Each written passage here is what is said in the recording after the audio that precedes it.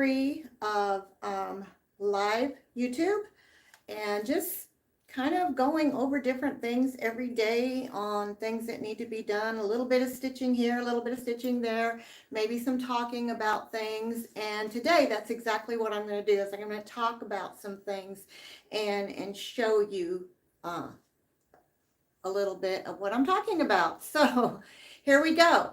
So I know that the newsletter said that there was going to be some free motion quilting today, but I'm so sorry. I changed it because I think it is so important that we know about the backing.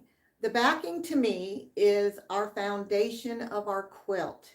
And we've got to get our backing right, especially if you're going to put it on a long arm machine.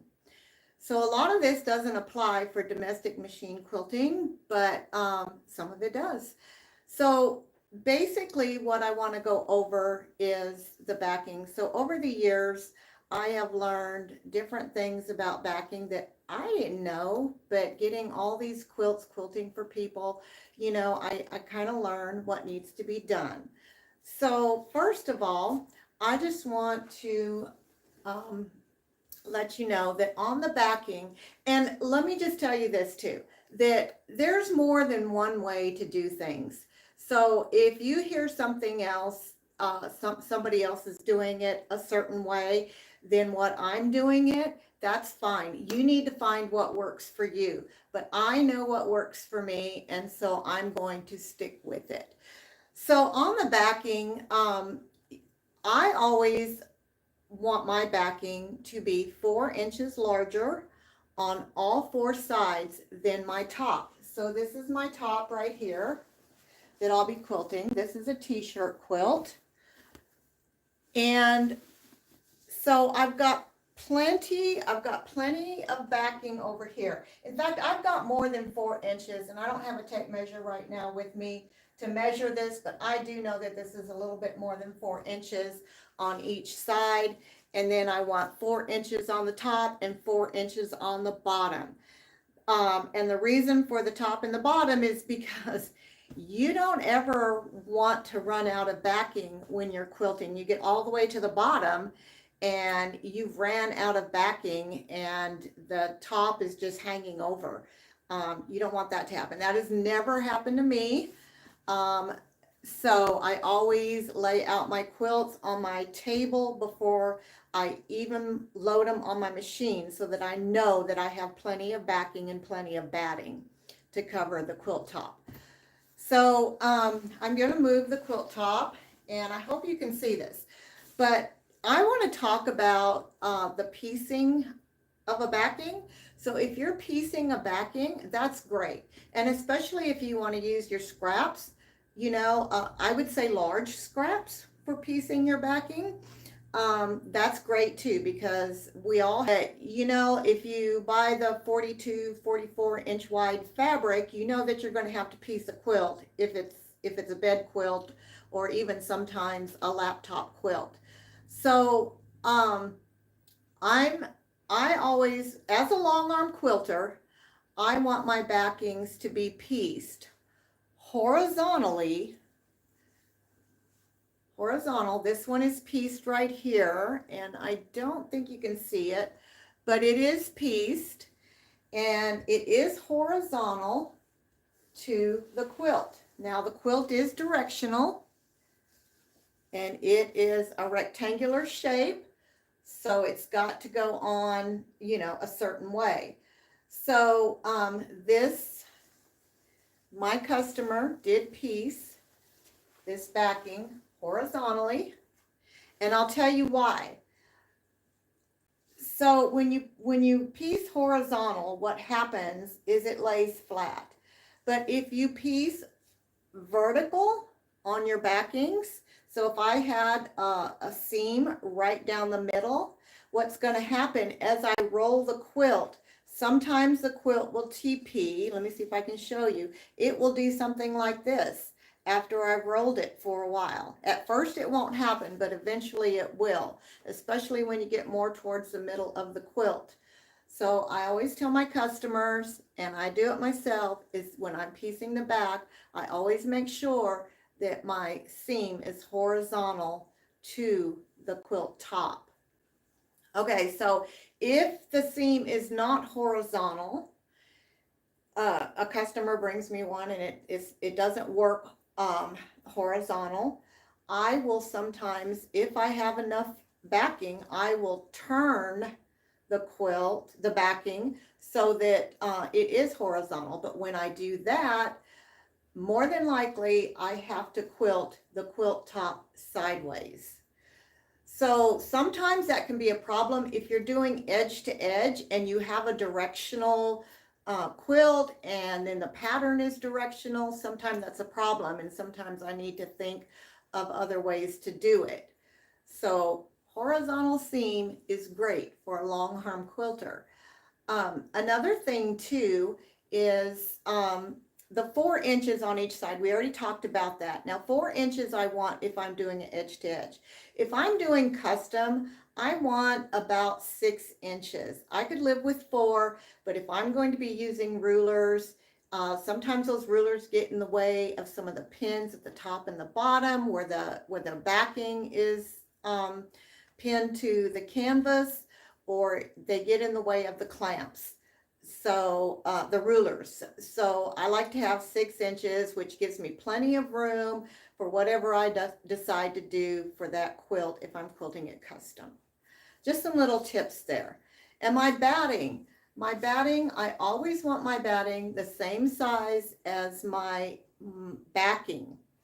And I get a lot of quilts where the backing, where they bring their own backing. I do supply backing, but when they do bring their own batting, then it's a little short. And what happens is sometimes when your batting is not as wide as your backing, as you're rolling, the backing starts to sag.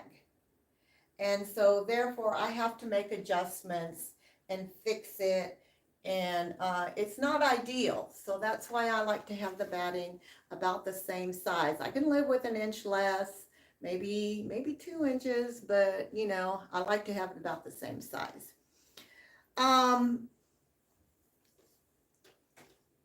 So that's we talked about how large I want the backing and how large I want the batting and the seam going horizontal.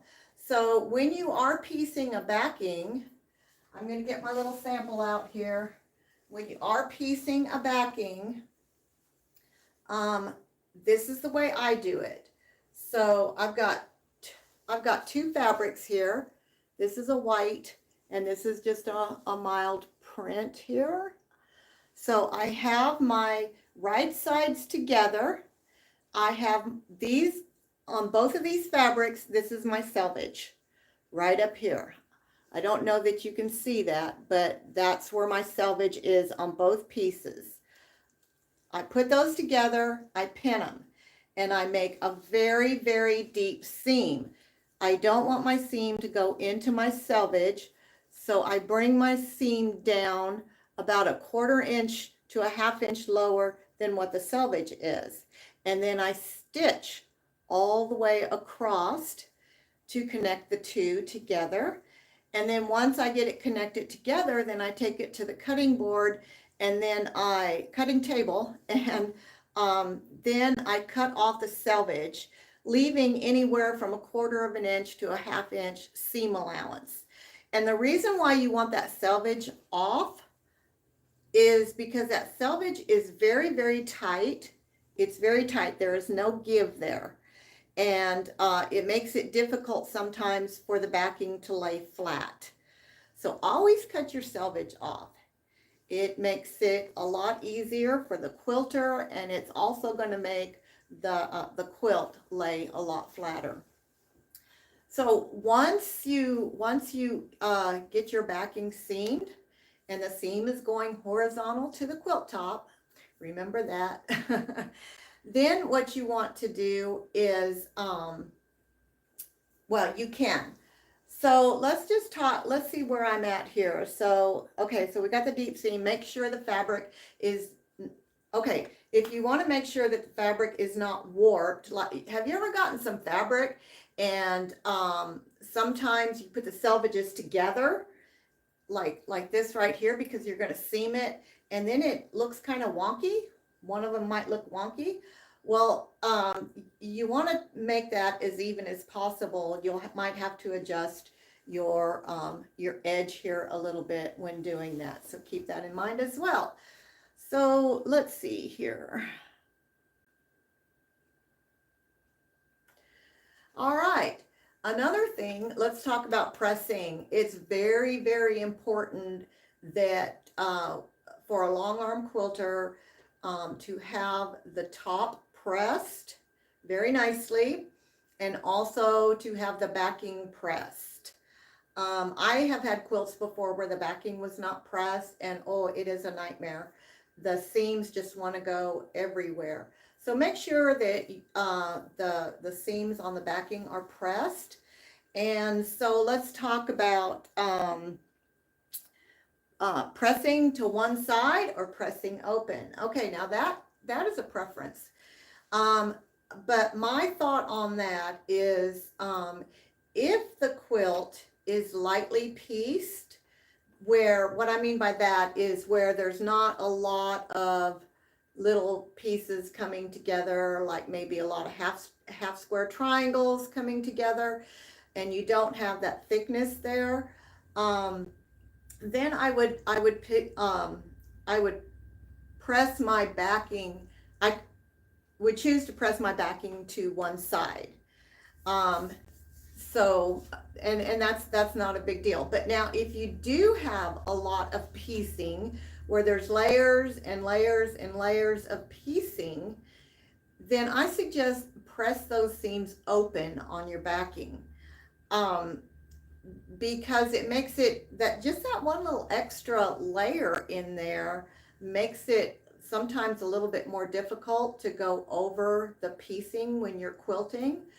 So if you press your backing open, it makes it nicer to be able to quilt it. But if you do piece it open, shorten your stitch length just a little bit, maybe 2 notches. Shorten your stitch length, and then that way when you kind of pull on it a little bit, that seam, then you know, you don't see those stitches if you have a shorter stitch length. So it's, you know, up to you what you want to do on whether press to one side or press open. And you know, if you're doing an edge to edge, pressing open is okay. It's perfectly fine to press your seam open, but always press your seams. So I always check to make sure too that the backing is nice and square when I put it on. Sometimes if you notice when you roll the backing and it sags, just for some reason, I don't know what it is, but some reason it might sag on one side. Well, sometimes it's because maybe the piecing in the quilt is not straight, it's not square, and it could be other things. It could be extra wide fabric and you can still have that issue. So what I would normally do is if I have the sagging on one side or even both sides at the same time, I will roll my quilt onto this one here. I will roll it all the way and then I will roll it back up onto this one.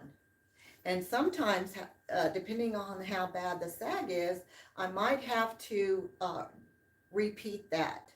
And 9 times out of 10, it takes a sag out. So that's just a tip for you. I have lots of tips. Oh, we talked about loading sideways. So again, it depends on the piecing in the quilt, on whether to load the quilt sideways. I do that a lot too, is I'll load them sideways. They could be directional, and you know, I'm kind of looking at it like this instead of like this when I'm quilting. So, but it doesn't change anything because especially if I'm quilting. It does change things if you're quilting edge to edge and you have a directional pattern, but it doesn't change anything if you're quilting custom. So just keep that in mind as well. I think that that is pretty much all that I have on the backing. But remember, the backing is the foundation of your quilt. So if we can get it right, everything is going to lay very nice. Your batting and your top are going to lay very nice on your backing, and you shouldn't have any problems. So I hope you enjoyed this, and practice, practice, practice. Keep those machines going and just practice, because the more practice you do, the better you get. That's just all there is to it. I still practice. So, I mean, I might throw on some fabric and just have fun. It gives me ideas on different techniques. So keep on quilting. So if you like this, like and subscribe, and check out my website, jackiesmachinequilting.com. Thank you.